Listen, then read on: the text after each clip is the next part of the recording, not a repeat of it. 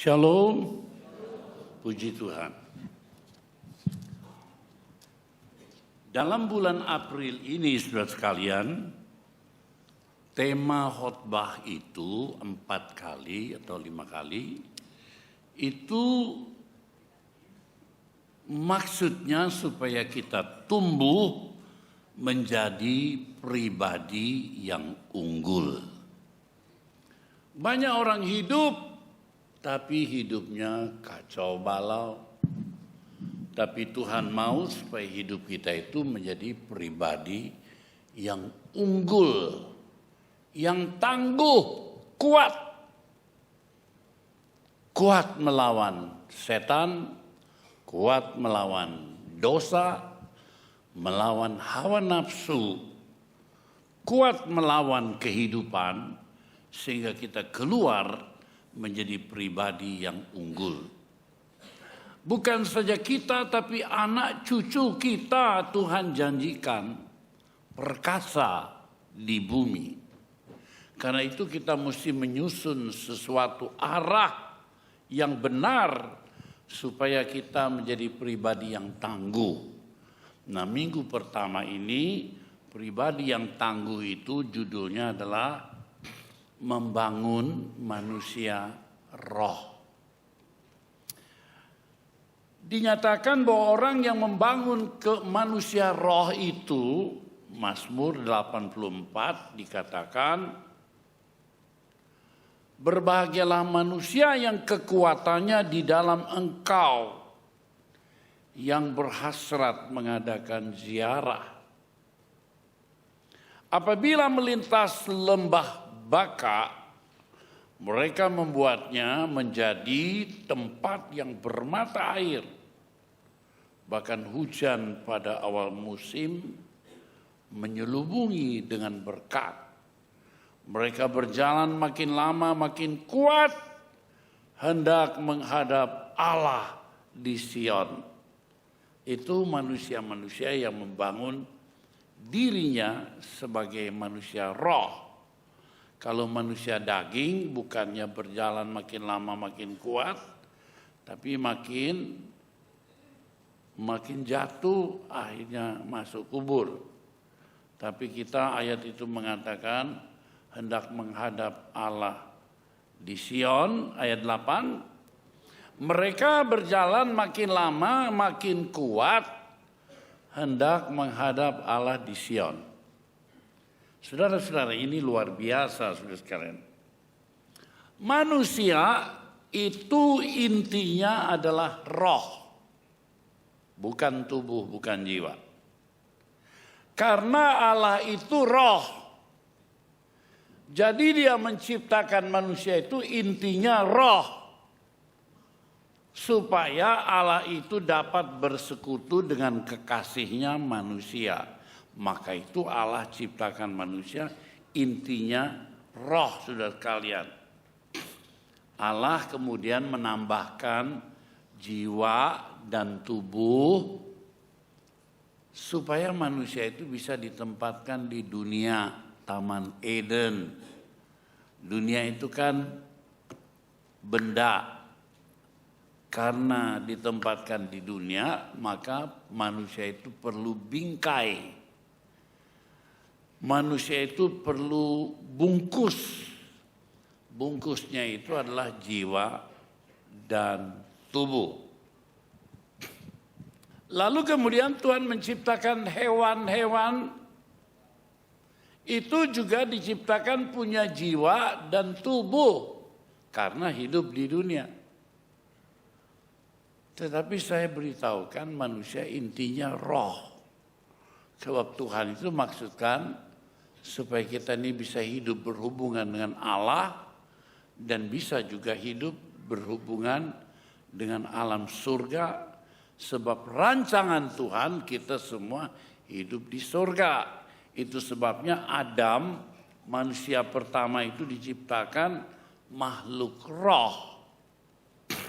Dan kemudian manusia itu terdiri dari roh ditambah jiwa dan tubuh. 1 Tesalonika dikatakan Semoga Allah damai sejahtera mengkuduskan kamu seluruhnya, dan semoga roh, jiwa, dan tubuhmu terpelihara sempurna dengan tidak bercacat pada kedatangan Yesus Kristus Tuhan kita. Jadi di sini jelas intinya hidup roh. Roh itu sudah sekarang berbeda dengan jiwa dan tubuh. Kalau jiwa itu adalah mesin untuk menggerakkan tubuh. Jiwa itu pusat pikiran kita ini menggerakkan tubuh. Hewan juga punya itu. Punya jiwa, punya tubuh. Sebab dia bergerak di alam dunia. Tetapi Allah menyediakan lebih daripada itu, roh kita. Supaya roh kita ini, inti hidup kita ini berhubungan dengan inti pencipta. Allah itu roh. Dan menyembah Allah itu dalam roh dan kebenaran. Nah, jadi kalau manusia itu merasa, memang tiga-tiga itu tidak bisa dipisahkan. Tapi terasa mana yang lebih, mana yang kurang. Roh manusia bersarang di jantung hatinya. In my heart. Jiwa manusia bersarang di pikirannya. Tubuh manusia bersarang di perutnya. Makan. Jadi manusia itu, saudara sekalian, terdiri dari kesatuan yang sempurna. Nah, sekarang ada roh, ada jiwa, ada tubuh. Manusia membangun hidup itu juga 3 macam. Yang pertama manusia tubuh, manusia badan. Ini manusia tubuh itu mereka yang mengutamakan kepentingan tubuh saja. Pikirannya bagaimana supaya cari duit, kekayaan, kemuliaan, lalu bersenang-senang di atas muka bumi. Tiba-tiba mati, kan kasihan. Itu manusia tubuh, membangun jasmani. Yang kedua manusia jiwa,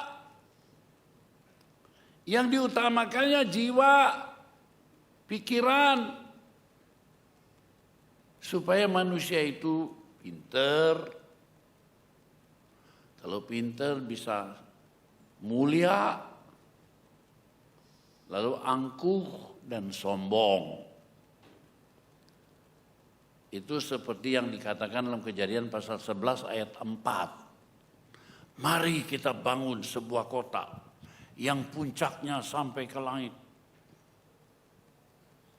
Itu nandingi Allah.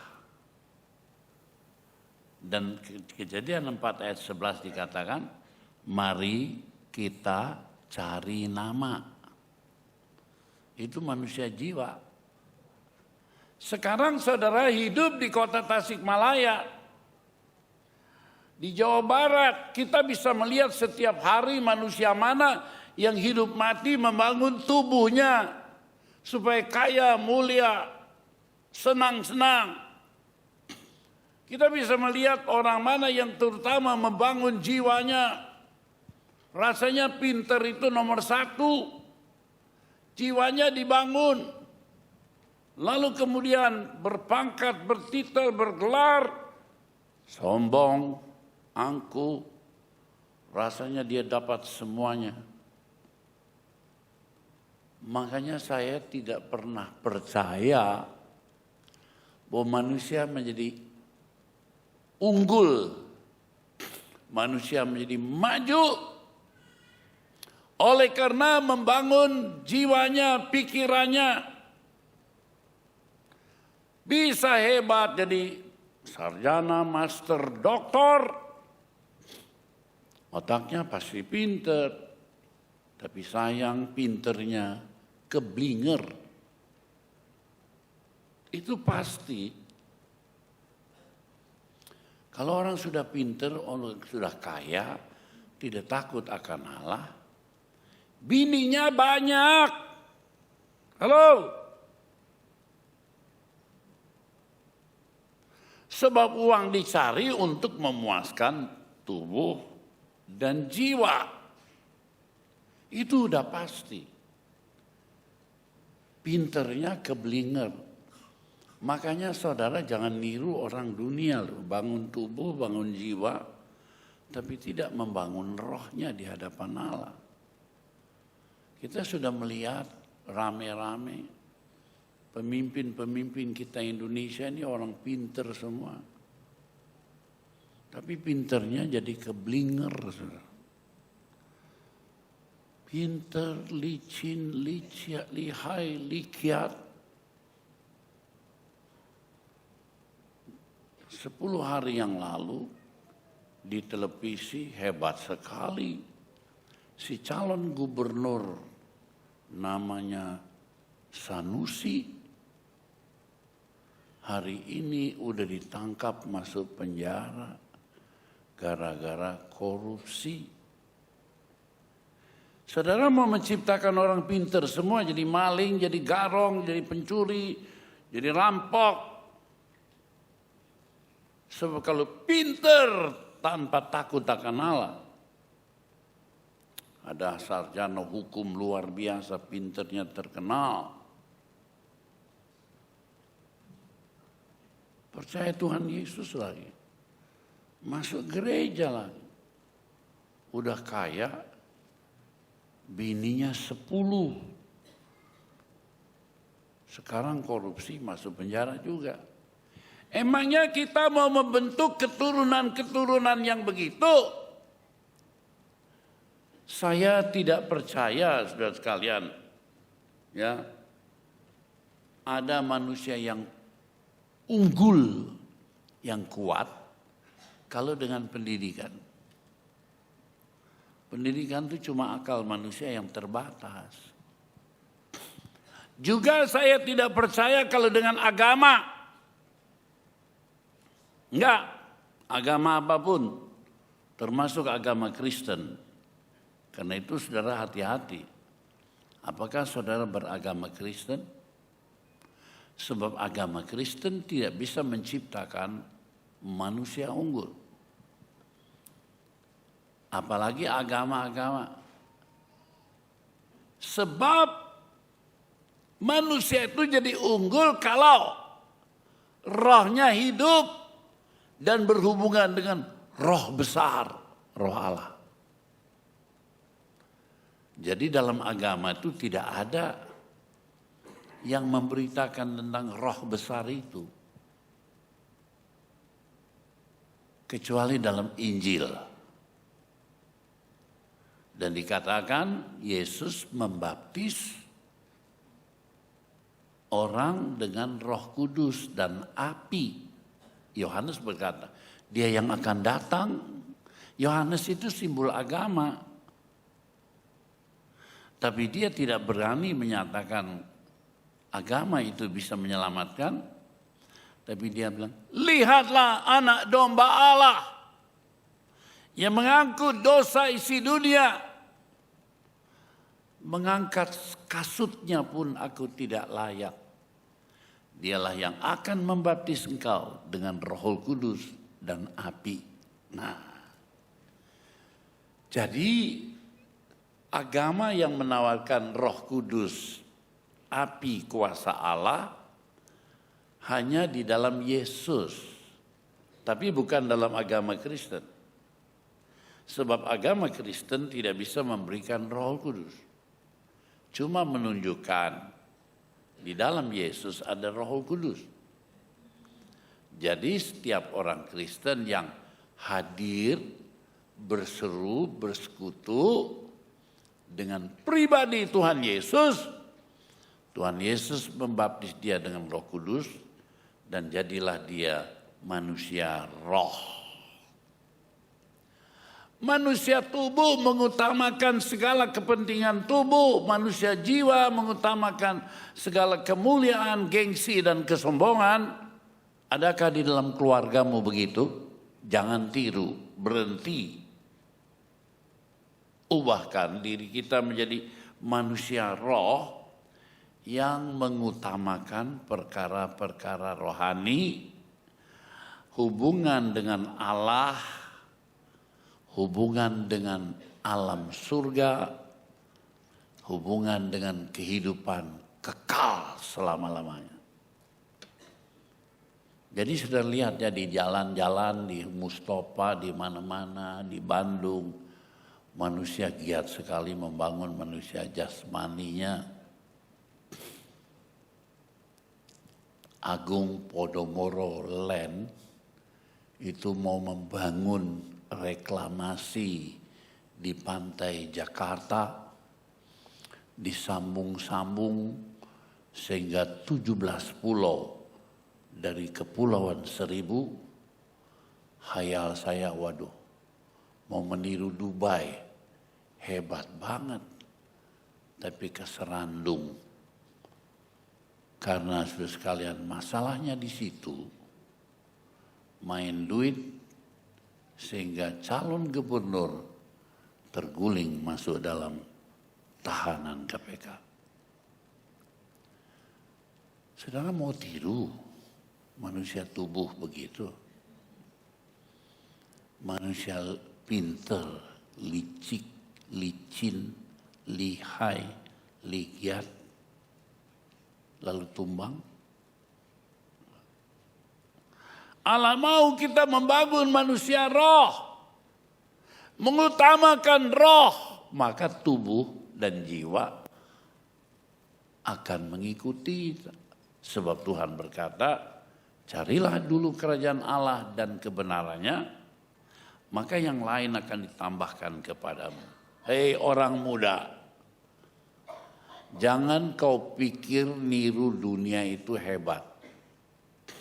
Sebab aku ini sedih sekali kalau lihat orang muda zaman sekarang ini. Stand up comedy. Sehari-harian ketawa melulu. Pinternya banyolan, olok-olokan, ketawa. Ketawa terus dari pagi sampai malam. Umurmu 23, 24. Hayang kawin bari eueuh duit. Sebab terlalu banyak ketawa. Jadilah generasi risau. Risau mau kawin tidak punya uang. Karena terlalu banyak tertawa. Tapi mari saudara sekalian kita menjadi manusia roh. Di situ saudara sekalian, motivasi kita bersih. Motivasi itu niat hati. Tidak ada keuntungan dan kemuliaan diri. Melainkan tujuan hidup yang utama adalah bukan untuk berbahagia. Halo? Siapa di sini tujuan hidupnya utama berbahagia? Lalu cari duit banyak-banyak, cari senang-senang, pergi ke Jepang, ke Amerika, ke Korea, waduh ke Eropa. Itu manusia mau bahagia. Sejak umur 16 tahun setengah saya menetapkan hidup bukan untuk berbahagia. Tapi untuk kemuliaan Allah. Supaya hidup saya berkenan di hadapan Tuhan. Orang-orang sombong yang mau hidup berbahagia, dia pasti jatuh terguling. Tinggalkan motivasi dunia macam begitu. Tapi mari kita hidup membangun roh. Roh kita berhubungan dengan roh Allah. Maka roh kita hidup menjadi kita manusia roh. Pertanyaannya, mengapa kita perlu membangun manusia roh lebih daripada manusia jiwa dan tubuh? Satu, supaya kita dapat bersekutu dengan Allah yang adalah roh. Saya ulangi, Allah itu roh. Menyembah Allah dengan roh dan kebenaran. Yohanes 4 ayat 23. Badan dan jiwa itu dengan sendirinya tidak dapat.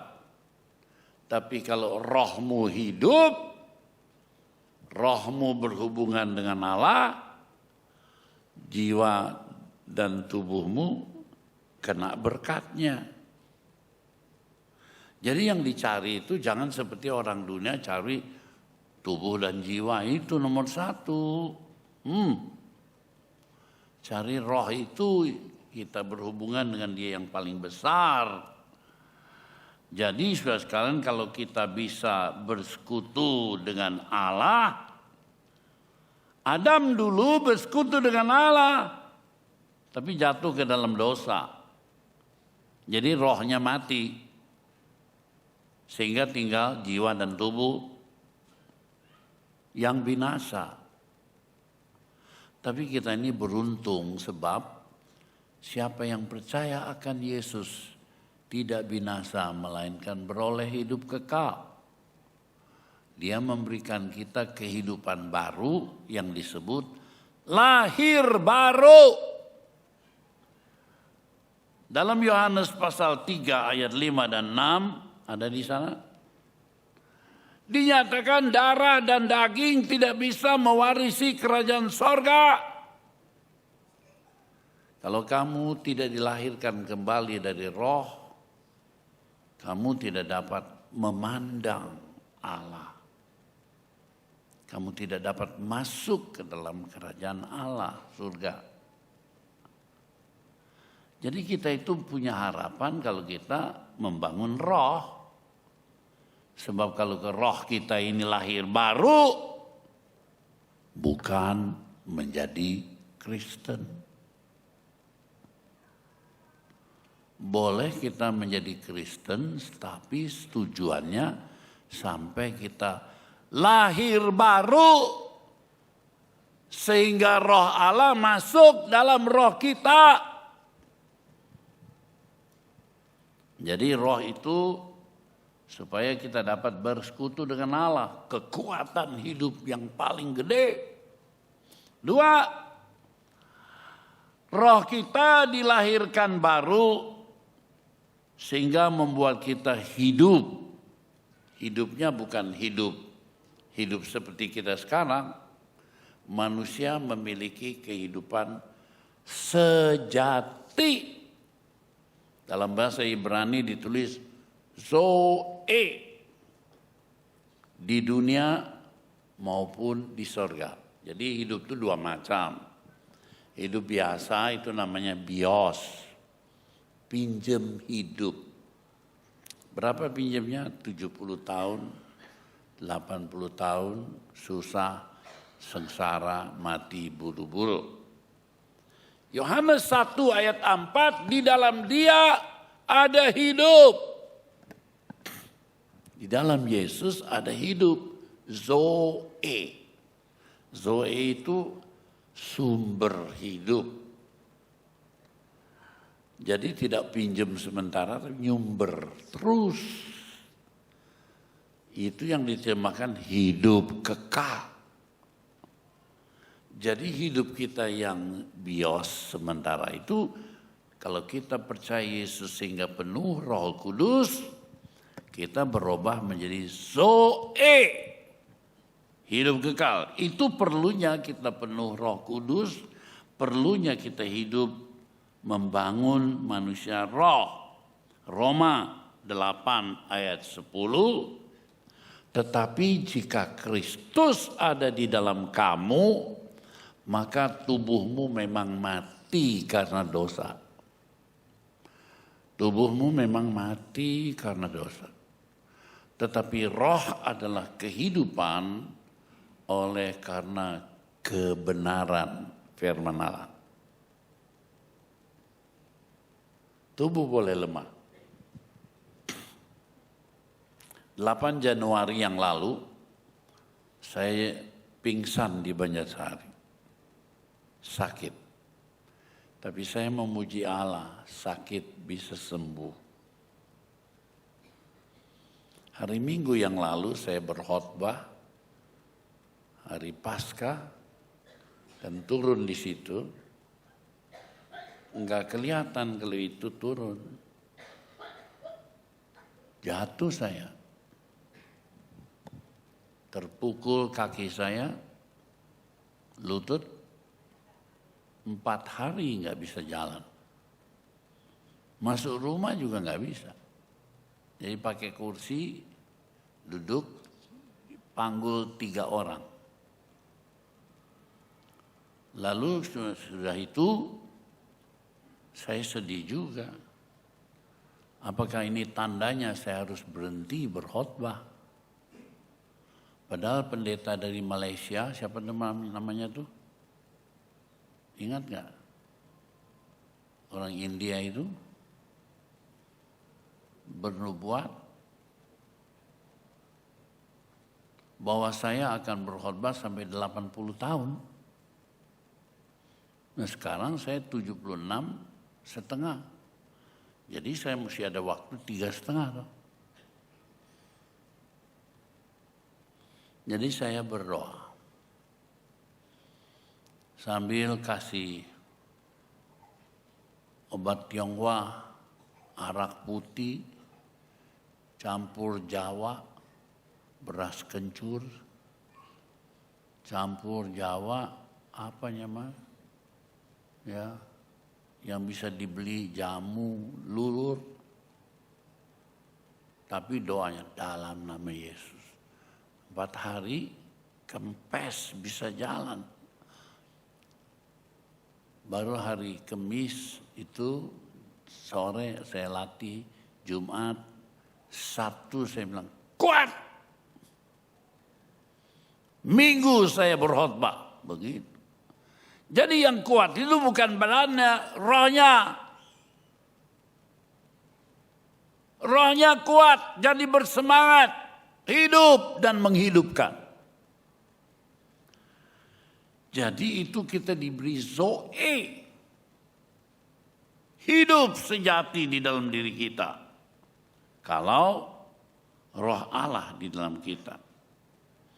Yang ketiga, alasannya mengapa kita perlu membangun roh. Karena roh Allah bersama-sama dengan roh kita meyakinkan bahwa kita ini anak-anak Allah. Orang kalau yakin dirinya anak Allah, dia nggak main-main. Dia nggak sembarangan berdosa. Matanya nggak lihat gadget cabul, pornografi. Itu orang yang anak daging. Tapi kalau kita yakin kita anak Allah, nggak sembarangan. Makanannya juga nggak sembarangan. Segala dimakan, ular dimakan, anjing dimakan, kelinci dimakan, tikus pohon dimakan, kelelawar dimakan. Itu semua bukan harus begitu. Tetapi sudah sekalian, Roma 8 ayat 16, roh itu bersaksi bersama-sama dengan roh kita, oh kita adalah anak Allah. Ada sesuatu yang meyakinkan, aku bukan anak manusia di dunia ini, aku anak Allah. Aku harus hidup sesuai dengan kehendak Allah. Aku anak Allah. Aku tidak boleh hidup kotor seperti dunia. Menghadapi masalah, kita tidak kecil hati. Aku bukan anak dunia. Aku anak Allah, Allah beserta. Pasti aku bisa. Saudara-saudara, Jadi meyakinkan kita. Nomor satu, kita bisa bersekutu dengan Allah. Kekuatan sejati. Karena kita membangun manusia roh. Kedua, kita dilahirkan baru menjadi manusia yang zoe, hidup kekal. Ketiga, roh Allah membuat kita dan roh kita bersaksi, kita anak Allah. Orang kalau anak manusia ada kesusahan datang, cari pertolongan timur, barat, utara, selatan. Kalau sudah tidak ada, ya minum baygon sayang. Itu dunia. Tapi kalau kita anak Allah, cari pertolongan timur, barat, utara, selatan, gagal. Kita masih punya jalan ke atas. If there is no way out, there is a way up. There, God be with us. Allah beserta kita. Itu loh, kalau kita membangun manusia roh. Yang keempat, roh kita menjadikan kita, hidup kita ini indah dan berharga di mata Allah.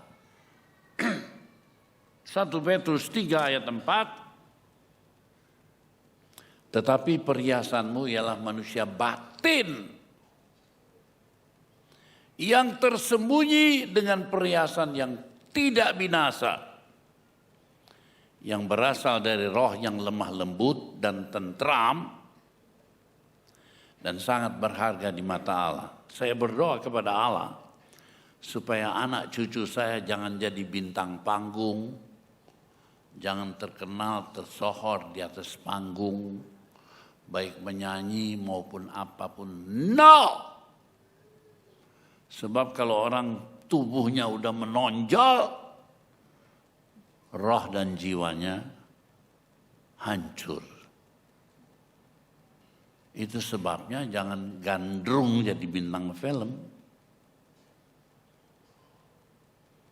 Mau jadi siapa, saudara?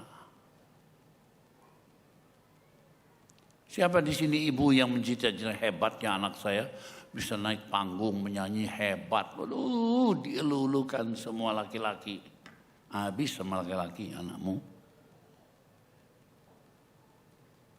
Selama saya hidup, saya berkata, haram.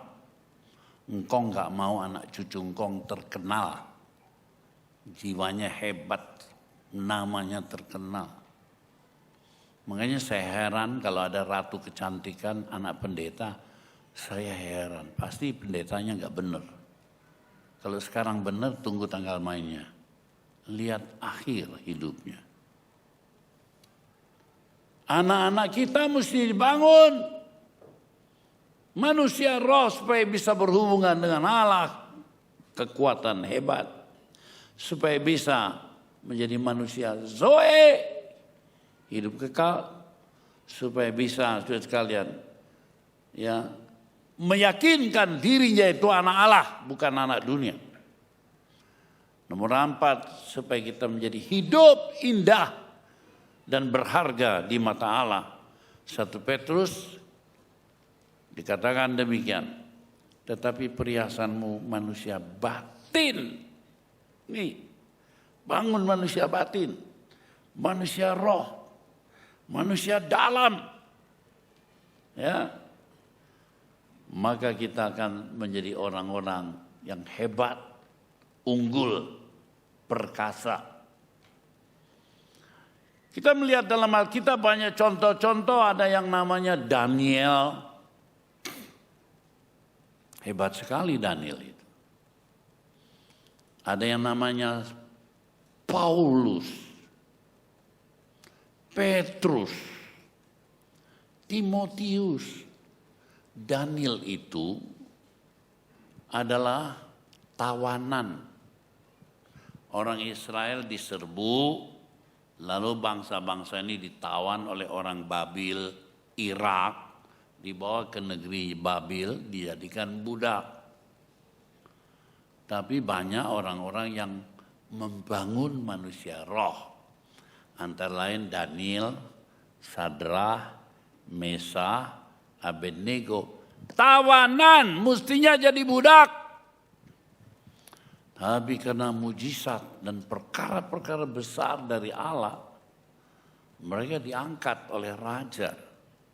Sehingga Daniel itu memerintah sebagai menteri besar dalam 4 kerajaan. 2 kerajaan pertama, kerajaan Babil, Irak, rajanya Nebukadnezar, dan kedua Belsasar, yang menghina Allah dengan memakai alat suci untuk pesta dengan gundiknya, sehingga tangan di tembok menulis menai terkail oparsin, dosamu kebangetan, dosamu ditimbang-timbang dan berat sekali dosa, karena itu malam ini nyawamu dicabut. 2 kerajaan ini berakhir, Belsasar diserbu oleh kerajaan kedua, yaitu kerajaan Media Parsia di bawah pimpinan Raja Darius. Kemudian Darius kalah oleh kerajaan yang ketiga, yaitu Parsia. Kalau tadi Media Parsia, kerajaan gabungan, ini Parsia. Parsia itu Iran. Jadi Daniel itu menjadi menteri besar 4 raja. Bisa saudara bayangkan. Ibu, ada yang mengandung sekarang, pegang perutmu. Bilang sama Tuhan, bangunkan manusia roh. Kalau dia laki-laki, kau kasih nama Daniel. Kalau anakmu sudah ada namanya Daniel, Paulus. Kalau sudah, kasih nama Petrus. Kalau sudah ada nama itu dalam keluarga, yang lahir perempuan, Daniela. Jadi perempuan juga kayak Daniela. Kalau perempuan, kasih nama Paula, gitu. Sudah ada namanya Paula? Supaya manusia roh yang perkasa. Saya umur 16 tahun setengah mengambil keputusan untuk membangun manusia roh lebih daripada jiwa dan tubuh. Kemudian saya bersekolah, saya jadi orang pinter, saya bekerja di dunia. Di kantor akuntan, saya kerjanya bikin neraca palsu, nipu kantor pajak. Sebab orang pajak nipu kita tipu balik. Begitu. Tuhan hantam saya dengan penyakit, umur 28 tahun, 29 saya berhenti dari semua pekerjaan. 16 tahun setengah atau 17 sampai 29 berapa tahun? 12 tahun saya masih menggumuli dunia. Sampai saya berani mengambil keputusan meninggalkan manusia tubuh, manusia jiwa. Aku mau menjadi manusia roh. Dikirim Tuhan ke lembah Chandra di Muka, Tasikmalaya, dengan Darul Islam di Gunung Galunggung. Masya Allah. Tapi Allahu Akbar. Dia melindungi saya, terpelihara sampai hari ini. Dan setelah saya menjadi manusia Allah, saya lihat anak-anak saya diberkati Tuhan. Cucu-cucu luar biasa. Hari ini saya dengar cucu saya Jessica sedang berkhotbah di 3 gereja di Sydney. Cung, cung, cung. Saya senang membangunkan orang menjadi manusia Allah. Nah sekarang pertanyaannya bagaimana caranya Daniel membangun manusia Allah di dalam dirinya. Pertama Daniel itu pasal 1 ayat 8 berketetapan hati tidak menajiskan dirinya. Ayatnya berbunyi Daniel berketetapan untuk tidak menajiskan dirinya dengan santapan raja, makanan raja. Dengan anggur yang biasa diminum raja. Dimintanya kepada pemimpin pegawai istana supaya tidak usah menajiskan dirinya. Saudara, diangkat jadi orang pinter sampai istana gubernur umpamanya. Wah makannya enak sekali. Lupa diri, lupa daratan. Ingat lautan, akhirnya ke laut. Tapi Daniel enggak. Berketetapan hati untuk tidak menajiskan dirinya. Yang saya ingin tanya, siapa yang berketetapan hati untuk hidup kudus di hadapan Allah? Itu pangkal daripada manusia yang membangun manusia roh di dalam dirinya. Tidak berkompromi dengan cara-cara gaya-gaya hidup dunia, enggak berkompromi. Anak muda enggak perlu niru-niru baju gaya modern.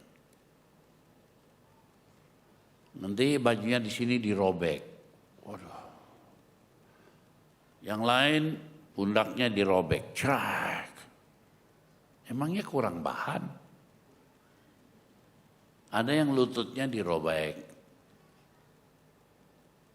Itu gaya dunia. Tapi mari kita berketetapan hati. Baik makan maupun minum atau bekerja apa saja. Hidup kita memuliakan Allah. Gitu. Mau? Sedikitnya mau. Anak muda mau? Roknya jangan pendek-pendek. Ada angin. Itu gaya dunia. Yang sopan.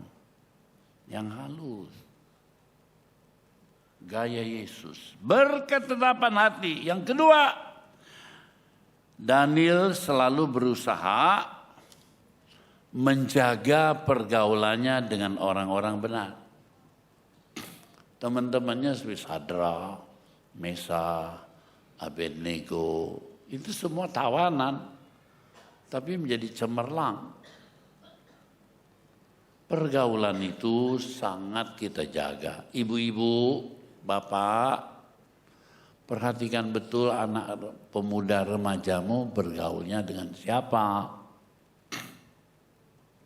Saya pastikan pergaulan itu membawa pengaruh yang amat besar.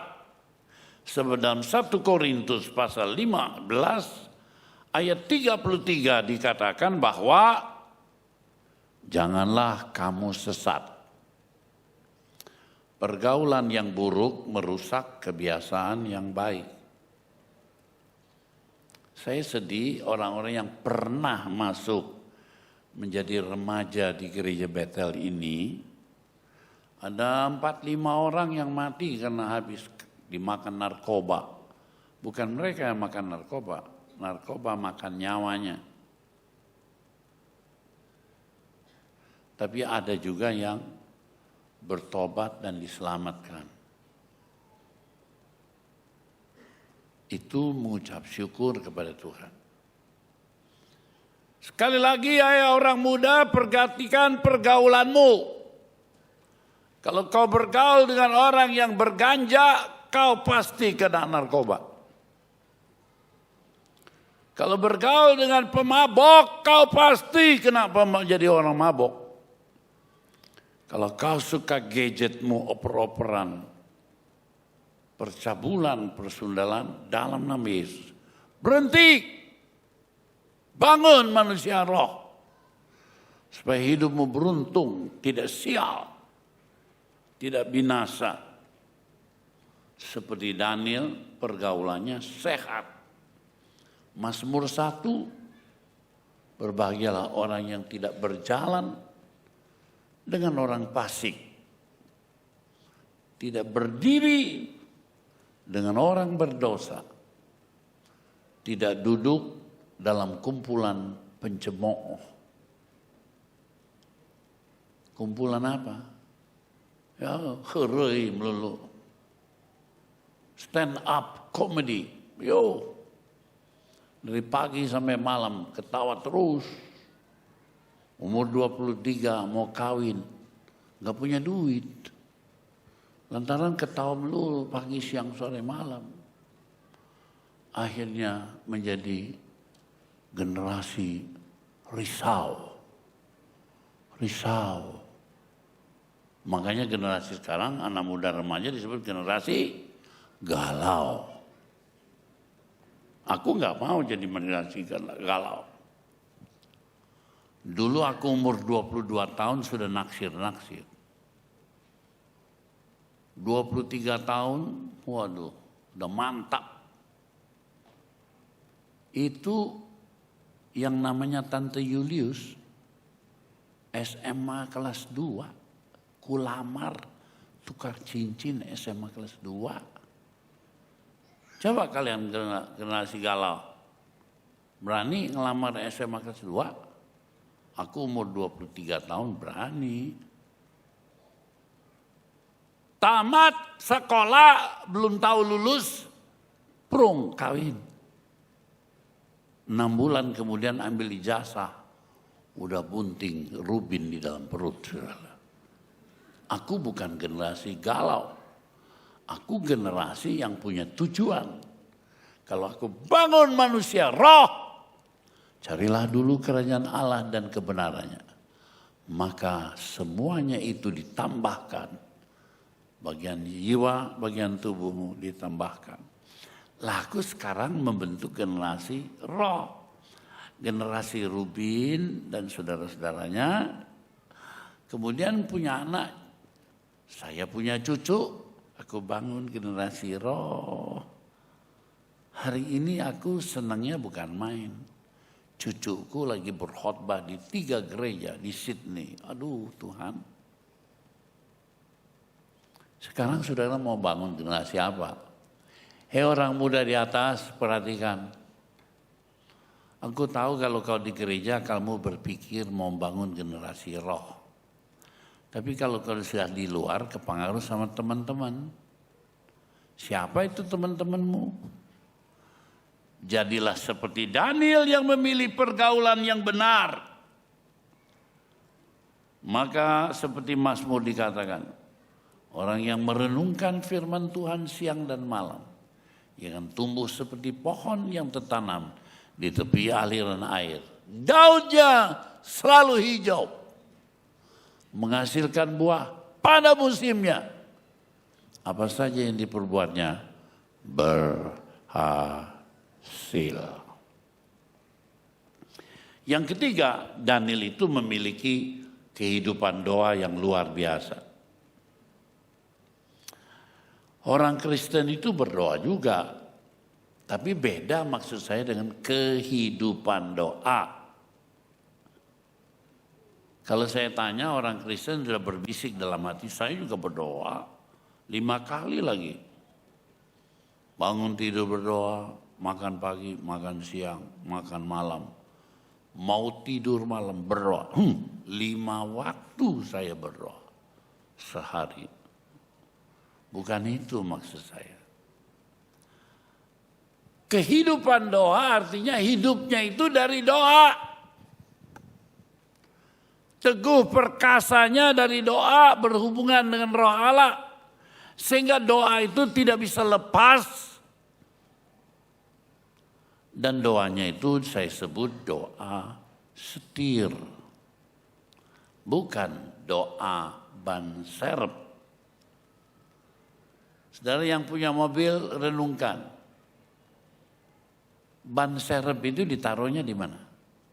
Di bawah kolong atau di belakang? Kalau sudah naik mobil ceng ke Bandung, siapa yang terus pikirannya ada di ban serep? Ya, nggak ada. Tapi kalau bannya sudah bitu, boom, semua pikiran teringat ban serep. Betul? Nah, doanya orang Kristen begitu. Nggak ada yang berdoa. Benar-benar berdoa nggak ada. Kalau udah kesusahan datang, masalah datang. Aduh, Tuhan tolong. Tapi kehidupan doa tidak ada. Yang dimaksudkan doa setir. Setir itu selalu dipegang. Naik, pegang setir. Turun, pegang setir. Belok kanan, setir. Belok kiri, setir. Kalau dilepas, jatuh ke jurang. Tapi pegang terus. Yang saya tanya, doa saudara, doa ban serep, atau doa setir? Artinya punya hubungan doa senantiasa kepada Tuhan.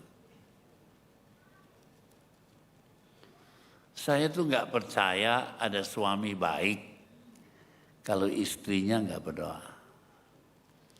Jadi kalau suaminya liar, jangan tuduh suami saya liar. Kamu istri liar, tidak berdoa untuk suamimu. Kapan berdoa? Kalau meletus.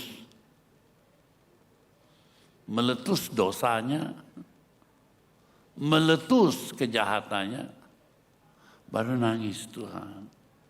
Maka kadang-kadang saya berpikir, seandainya saya malaikat, saya mau datangkan banyak masalah ke dalam anggota gereja Betel ini.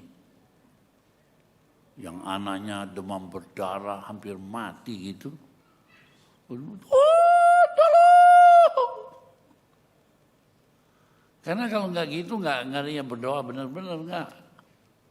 Doanya ban serep aja. Coba kalau saudara suami mau mati gitu. Apa bisa berdoa biasa? Nggak bisa. Doa dengan segenap hati. Daniel ini doanya segenap hati. Sekalipun diancam akan dilempar ke gua singa, dia tetap berdoa kepada Tuhan. Daniel 6 ayat 11. Demi didengar Daniel bahwa surat perintah itu telah dibuat. Surat perintah apa? Siapa yang berani berdoa kepada ilah-ilah, Allah-Allah, dewa-dewa akan dimasukkan ke dalam gua singa. Daniel sekarang dengar surat perintah sudah dibuat. Tapi pergilah ia ke rumahnya. Dalam kamar atas ada tingkap-tingkap yang terbuka ke arah Yerusalem. 3 kali sehari ia berlutut, berdoa, serta memuji Allah seperti yang biasa dilakukannya. Itu loh, doa setir biasa. Senantiasa. Sekalipun ancaman dan pencobaan datang, akan dilempar ke dalam gua singa, diterkam oleh singa, nyawa bisa melayang, dia tetap berdoa. Tuhan itu malu hati, paisengki sama orang yang begitu mengasihi dia. Sehingga dia panggil malaikat, kat, kasih berkat. Gitu.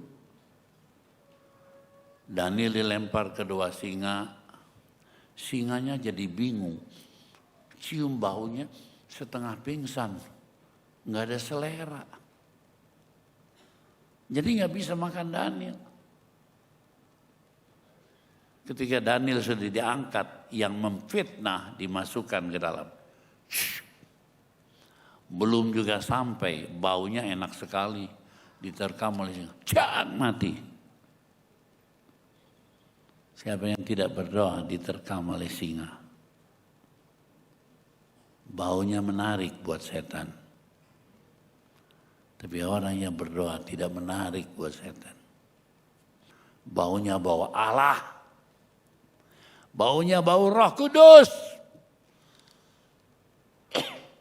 Karena itu 3 hal. Berketetapan hati untuk hidup kudus.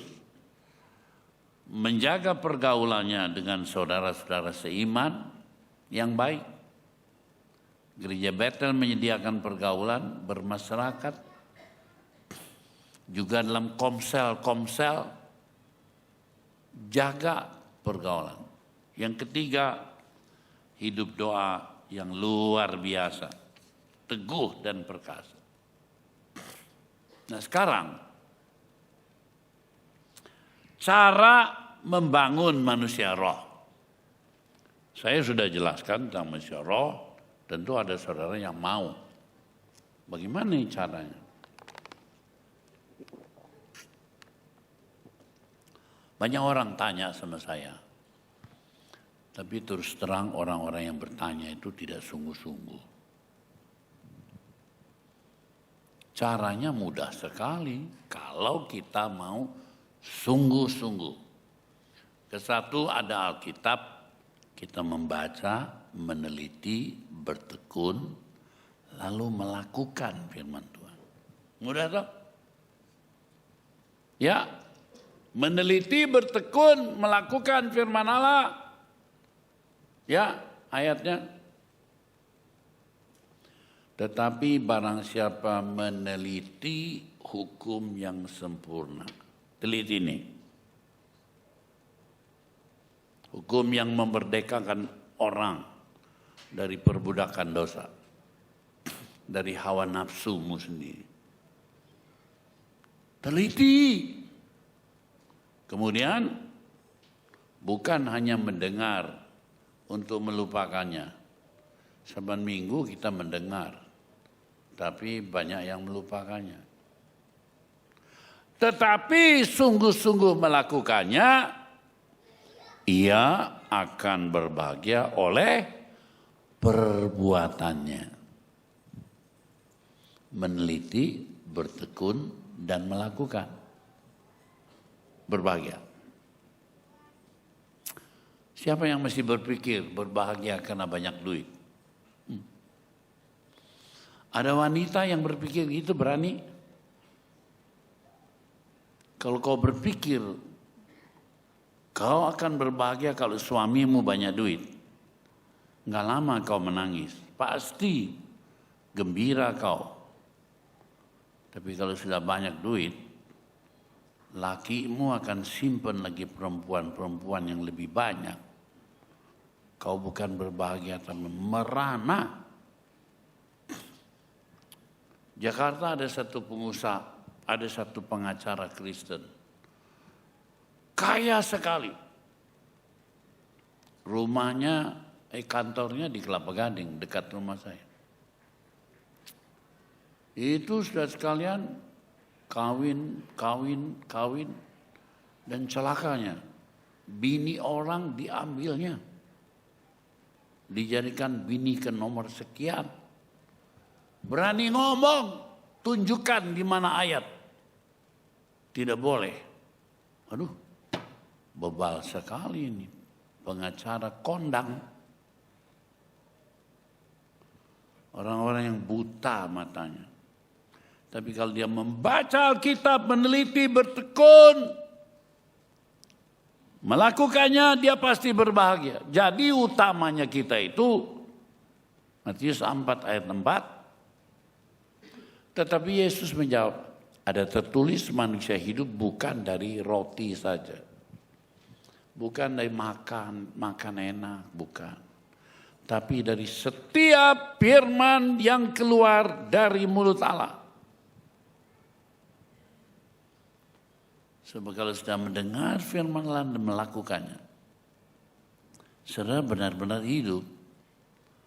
Sebab Tuhan bilang carilah dulu kerajaan Allah dan kebenarannya, maka yang semuanya ditambahkan kepadamu. Berarti makan pakai cukup.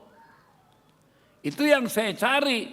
Apa saudara pikir sejak tahun 1968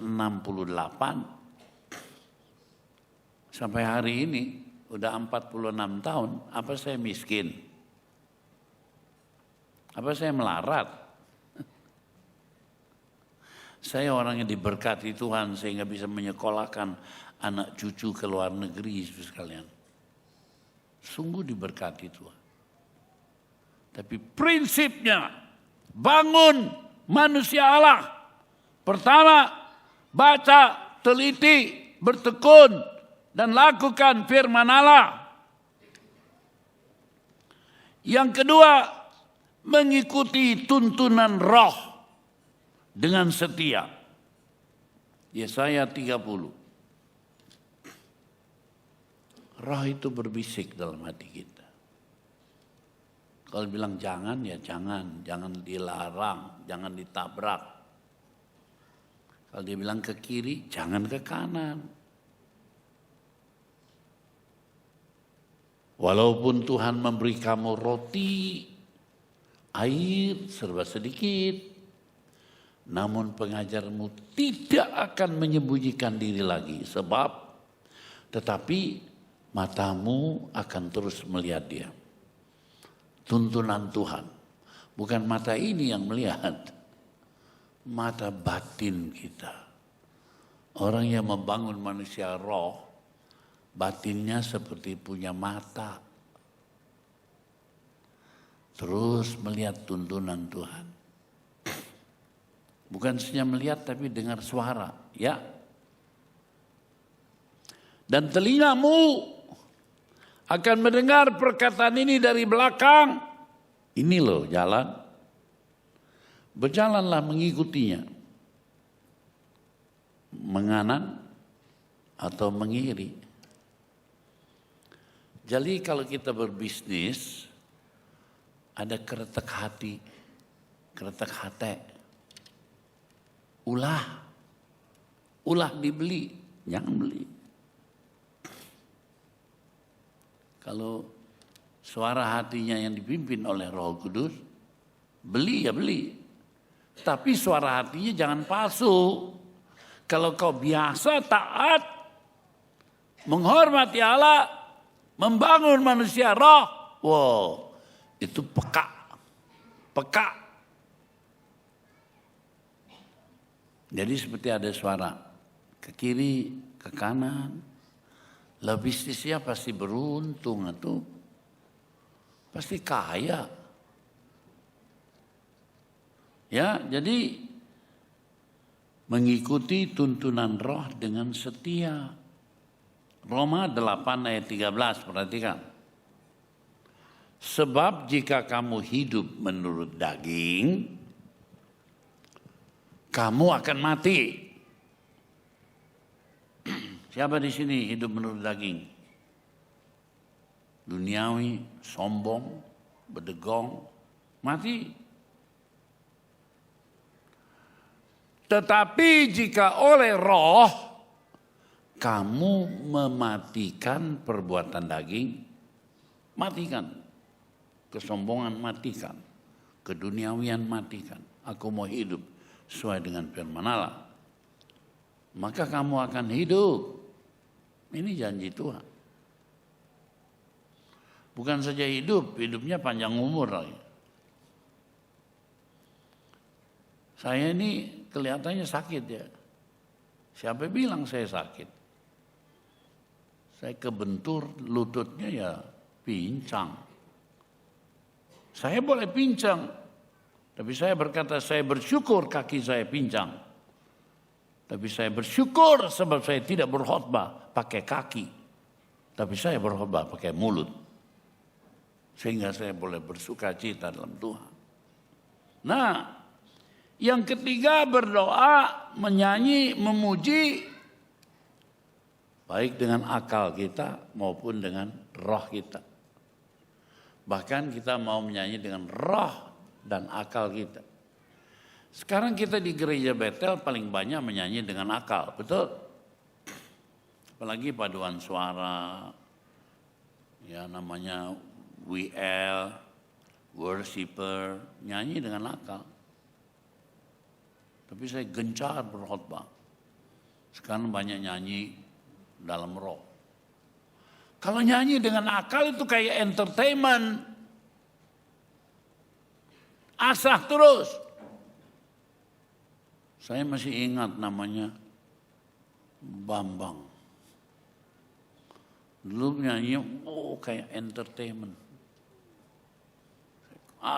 Sekarang nyanyinya kayak malaikat. Memuja Allah. Hatinya bangun. Gitu. Senang saya. Pak Kubing mana Pak Kubing? Wah dulu saya marahin terus. Sekarang rohnya bangun. Kalau rohnya nggak bangun, sorry. Kita mesti melayani dengan roh. 1 Korintus 14 ayat 4. Siapa yang berkata-kata dengan bahasa roh, ia membangun dirinya sendiri. Tapi siapa yang bernubuat, ia membangun jemaat. Kalau saya berdoa, saya berkarunia lidah, nggak ada orang mengerti. Tapi saya tidak perlu Anda mengerti, saya lagi membangun diriku sendiri. Saya lagi kontak roh Allah dengan roh saya. Jangan ganggu, biarin. Jadi orang yang berbahasa roh itu membangun dirinya sendiri supaya dirinya kuat, sehat, mantap. So kita terus hubungan dengan Allah. Terus ayat berikutnya, siapa yang berkata-kata dengan bahasa roh, ia membangun dirinya sendiri. Tapi siapa yang bernubuat membangun jemaat. Berikutnya, sebab jika aku berdoa dengan bahasa roh, maka rohku yang berdoa. Tapi akal budiku tidak turut berdoa. Kita biasa membangun doa dengan akal. Tuhan Yesus tolong, kaki saya keseleo. Sembuhkan Tuhan, itu akal. Tapi kalau kita membangun dalam roh, saya ini pikir, oh Tuhan, kalau saya patah kaki saya ini, saya nggak bisa jalan nih. Jadi saya beli apa itu namanya, parem kocok. Nah, dikasih lagi, Meme kasih beras kencur ditumbuk. Saya berdoa, ada yang kasih arak putih, campur aja Jawa, Cina, kasih arak putih, kecek. Dalam nama Yesus, dalam. 3 hari bengkaknya hilang. Hari keempat jalannya pincang, tapi bisa jalan. Hari kelima latihan jalan, hari Sabtu latihan kuat, hari Minggu bisa jalan meskipun pakai tongkat. Roh itu mesti kuat. Jadi kita berdoa bukan dengan akal, tapi berdoa dalam roh. Urama sikia malapasangka namata. Air mata kita berlinang sebab kita lagi hubungan sama Allah. Saya mau tanya, siapa yang suka berlinang air mata kalau berdoa? Tapi berdoa bukan berlinang karena banyak utangnya, bukan. Berdoa bersyukur karena kita dekat sama Tuhan.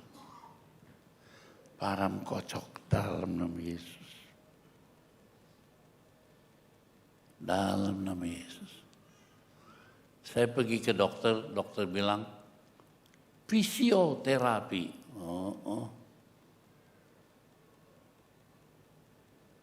Dikasih obat semacam Panadol begitu buat menghilangin sakit. Dalam Yesus, nama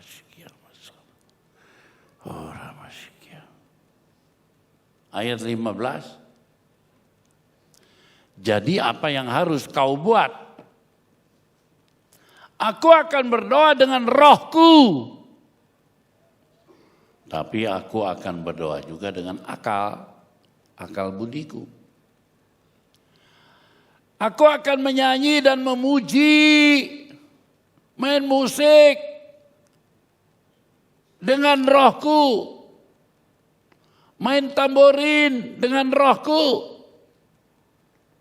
Tapi aku akan menyanyi dan memuji juga dengan akal budiku.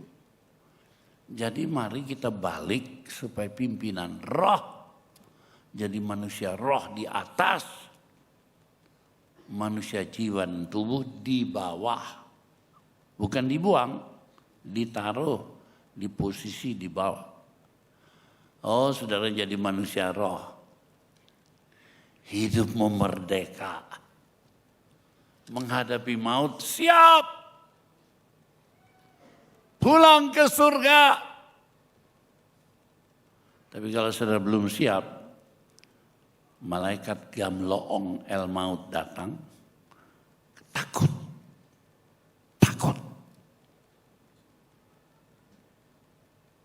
Kalau nanti malam malaikat El Maut datang, sudah siap belum? Halo? Tapi kalau kita membangun manusia roh, I'll fly away, oh, I'll fly away. Aku akan terbang. When the time is coming, kalau waktunya sampai, I'll fly away. Kenapa? Sebab kita membangun manusia roh. Karena itu hormati Tuhan. Bangun manusia roh dengan bersungguh-sungguh. Bertekun baca Alkitab. Bisikan roh, taati. Lalu kemudian saudara sekalian berdoa di dalam roh. Tuhan memberkati. Amin.